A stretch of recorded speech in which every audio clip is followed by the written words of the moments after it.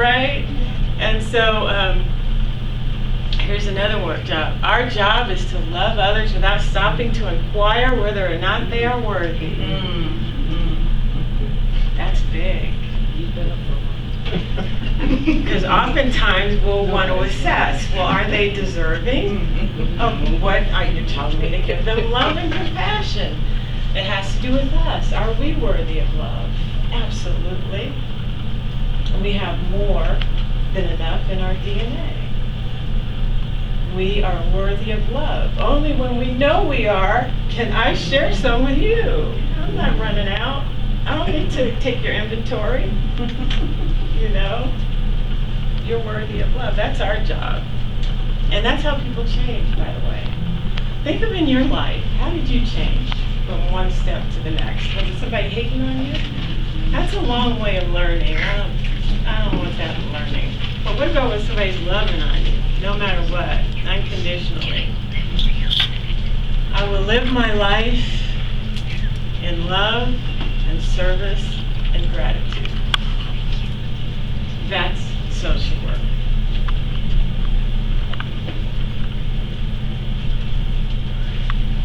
So in closing, what I'd like to pick up on is what we were just laughing about is seeds.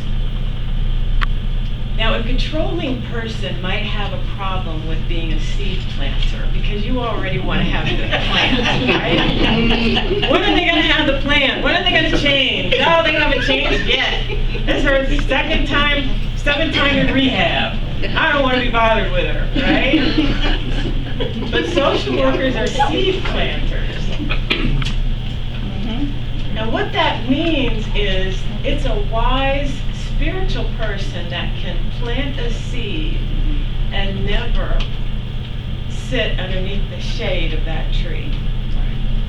That's exactly what Kanzetta Harris did. She planted a seed in me 50 some odd years ago. And she's not here today to sit under the shade of that tree. She has no idea I'm a social worker. Well, of course, her spirit is here. Yeah, this is her chair right here. But you know what I mean. But we continue to love and serve and be in gratitude, even though we'll never sit under the shade of that tree. And you guys are in such a wonderful spiritual profession, and I applaud you. And thank you for having me.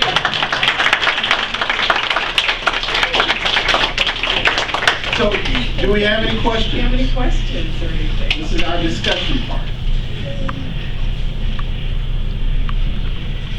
Well, this is not a question, but I can't hold myself back. As a friend of Kanzetta's, along with Jeanette, I can't hold myself back from saying something about her.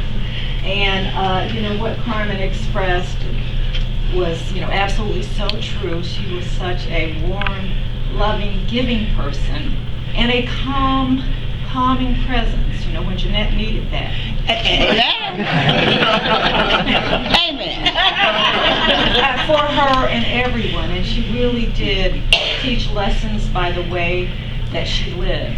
I remember when she was in the hospital very ill, and I went to see her, and she was making a contribution, $100 contribution to a charity, and she said, I believe that you give out of your need, not just think about what you need, but when you're needy, that makes you think about what someone else needs. And that's just an example of who she was.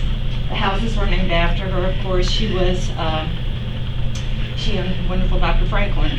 But as Ron already said, in terms of she worked with the seriously mentally ill, in terms of planning that and the development of the house and the love that she had for that population, which we all know, like many populations, can be very challenging and you can't always see what you're getting back. But she was beyond and above all that, and always understood that just the principles that Karmen mentioned. She was always living those, and it was very good. Thank you. Okay, I must say something. I did not know about this event Diane and I happen to get together once or twice. Yeah, I live in St. Louis now, so we try to make our connections, and certainly when she told me about it, I had to come. Kanzetta and I shared the same birthday. Many of you all don't know that. There were 3 of us at that time. Okay, I don't know if you remember.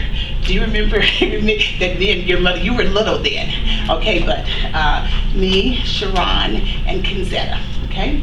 And each year we did some wonderful things here. Some I'm not going to mention, but she was good. Now let me say this about Diane and Kanzetta were good, okay? And part of their job was keeping Jeanette in check. And that's always been a task for everyone. But I would like to say, I believe the year, I know the year, it was 1989. Kanzetta was very sick. My ex is from Nigeria. I had 3 small children at that time, and we were scheduled to go to Nigeria. And I knew she wouldn't make it. I said, Kanzetta, I don't want to go. Please don't leave me. Please don't leave me. She grabbed my hand. She said, I want you to go. You've been wanting to go to Africa for so long. For so long. I didn't want to go, but I had my ticket, I had my children. We were scheduled to go. So I went, and I prayed every day. I was there for about 2 or 3 weeks.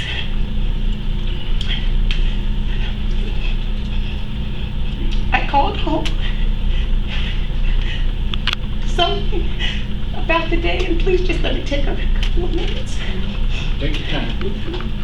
My older sister at that time, who she's gone to heaven, she would often tease me. Okay, go on over there. You're going to be washing clothes in the creek. I got over there. I had these 3 kids that was running wild everywhere. My oldest one, who, if anybody knows the Obasai, he's a lot like his mama. In a matter of minutes, he came in. We went to the village. There were 100 people around. I didn't know where the kids were. When they came in, they had all 3 taken off their clothes. And I said, oh, Jesus. I said, where are your clothes? The Obasai said, Mom, we ain't got to wear no clothes. So needless to say, I had only brought so much stuff. The stuff was filthy, dirty, and red, had red stuff all over it. And so when I asked my mother-in-law where to wash, she was very stern. She pointed out there, and all I could think of was Brenda. Oh, Jesus, not on the rock. I was washing clothes on the rock. My mother made it a purpose not to tell me that Kanzetta was gone. She went while I was there.